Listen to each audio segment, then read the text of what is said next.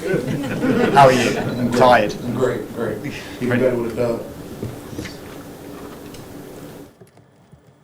What was it like to watch that last drive and to watch Carson kind of take all the beating he took and still come through for you guys? Man, it was everything. I know that it was a big point of emphasis. Obviously, red zone is a big thing. We know it's going to come down to a grimy game.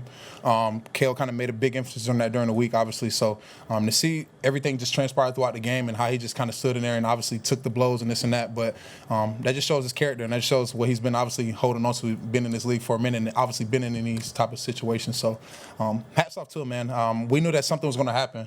It's just a matter of when. Jonathan, obviously it's great to come away with the W, but allowing 140 rushing yards today, is that something you guys are going to go back and work on? Unacceptable. Ultimately, that's the main thing. We got to stop giving up the big runs, because obviously it had about 3-4 big runs that added to that big total.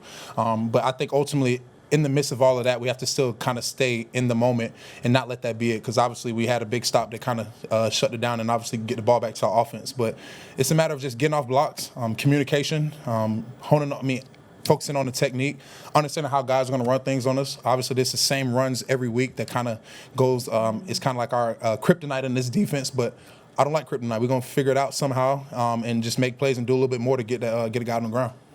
How important, even though the game when you're behind, did you always kept it to a one-score game? It was always a one-score.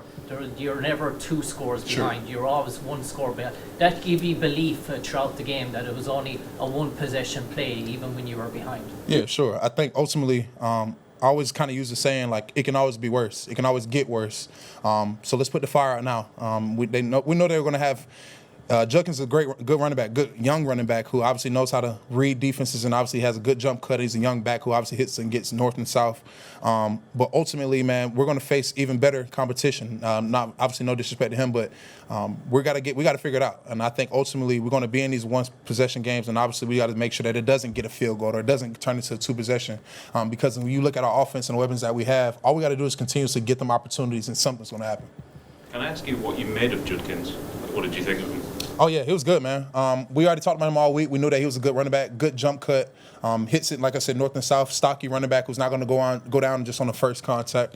But, I mean, when you run around behind those guys and their O-line, and obviously hats off to them. They had a really good game plan. Coach Stefanski has a great game plan every time. When I played him every single year in my career. So to see his run game kind of evolve and stuff like that, and to have another younger running back like that kind of remind me a little bit of Chubb, a little bit my rookie year when he was playing, kind of how he gets through the hole and is a physical back. So, man, I'm just excited to see them, obviously see him build. I mean, obviously I didn't want to see him build against us, but he's a good back, man, really good back. How do you feel with Harrison Smith playing more snaps week from week for that communication and that problem that has been having in defense? One more time? Harrison Smith has been playing more snaps week by week. How do you feel that can help the issue in the running game? Yeah, I think ultimately we knew that it was going to be another grimy game just because of how we played in Pittsburgh. We kind of just knew, hey, listen, they're going to copy the same exact things that they did before. When it comes down to it, like you kind of mentioned, the communication aspect is really just where, sometimes we can kind of have a little bit of a lapse. I mean, we run a lot of things on the defense to where we're always trying to, check into certain things. So communication is always going to be huge. So that way, no matter what environment we play in, we just got to make sure we're on the same page, and that'll obviously limit those big plays. Jonathan, that's 2 weeks overseas now, 2 games in 10 days. How would you describe the overall experience, and how excited are you to get home? Yeah, it was taxing. I think ultimately we've been out here for 10 days. I've been away from my daughter for about 10 days, so but she ain't forgot who I was. She keep blowing me up every second. But man, it's a tax. But ultimately, this is what we signed up for. We're the first team to do it. We could sit here and make a bunch of excuses. Man, we're just exhausted. We are tired, but at the end of the day, everybody's tired. So we understand that this is the expectation. No matter what happens, we got to start going and put out a good product. But the hospitality has been great. I feel like the staff has been really good. They had a good plan for us to make sure that our bodies were really good, and we got our sleep schedule adjusted. But man, I can't say enough, man. I definitely was tired, but obviously the crowd here, the environment here, man, it made up for it a lot, man. Because to bring the game over here, man, obviously it's our second year. I'm 2-0 over here, so I hopefully look forward to be 3-0 if we ever come back out here. Just on that, would you, in the future, if you're going to do back-to-back games, I suppose if you're going to come over twice in the season, would you prefer it's back-to-back, so you've just got it out of the way and then you can just move back? Yeah, I'll be the first to say I would not like to do back-to-back, but It's not in my control, but ultimately, man, somebody had to do it. I mean, it was us, but at the end of the day, we made the best of it. We could sit here, like I say, Kale's always been making a point of it all week of you're going to want an excuse, you're going to find it. I mean, you go looking for it, you're going to find one. So we didn't let that affect us. Obviously, we took an L in Dublin, came back down here and was like, listen, we got to get back right going into this bye week, and then it always feels better when you get a dub going into that bye week. 2 sacks, but also it looks like only 1 pass completed over 20 yards by Dylan Gabriel, 1 other pass completed over 15 yards. A lot of that's probably because of what was happening up front. Sure. How did you kind of design your pass rush game plan, kind of knowing what you were up against? Yeah, I feel like they were going to use him kind of the same way teams were using us, beating us before, with A-Rod, obviously last week, and who we played the week before, I can't remember. But that's just kind of been the MO, is getting the ball out, just making sure that they don't take a sack. Somehow these quarterbacks don't want to go down whenever I wrap them up, but they want to just either dirt the ball and get out of there. But that's the game plan. You don't want to take any negative plays against us because obviously that just plays right in our hand. But we just got to make sure that, whenever we don't have the lead, that we still instill, uphold the standard of stopping the run, making sure that we don't need to be calling exotic stuff every single time. We can just play straight up and make these plays so that we don't have to, become, what they want to see on film. We've put out doing everything on film. Sometimes we just want to play straight up. And I think we get a little bit better in that. That'll just help us only in the back end. Jonathan, what do you think this flight's going to be like?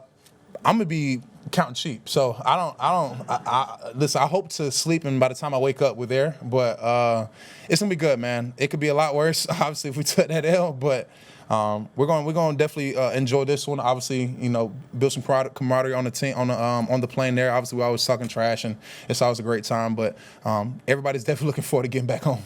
How did the long punt down to the 1 really kind of give you guys a boost? No, that was huge. Ryan's always there when you need him. He's always been that guy. He doesn't really speak much, but at the end of the day, man, we know Ryan's going to go out there and deliver, and I think that's the biggest thing that we always can count on him. It's huge, just flip the field, and I think it was good for us to obviously keep him down there and obviously flip the field so that way the offense had a short field and let us obviously get it up. Jonathan, what's your assessment of Dylan Gabriel's first NFL start? Yeah, I think he did pretty good. I mean, ultimately, he didn't do anything for them to lose the game. So I think that's the ultimate part where I'm pretty sure they told him, listen, just take what they give you. Don't create negative plays. Don't try to do too much. Don't be a hero. I think he did just that. I mean, kid has a really good arm. I mean, I love lefties. I mean, I don't know. It's always just been weird. I love the way they throw the ball. It's just weird since I was a kid.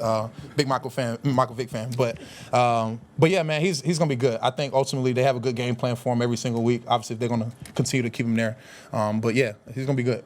The very last play of the game, this happens a lot, obviously, in the NFL, but Isaiah Rodgers has a game-sealing pick. Yeah. It doesn't count anymore. Yeah, what happened there? There was a timeout called right before. Who called a timeout? Kevin. Our coach? Yeah. Oh, okay. Yeah.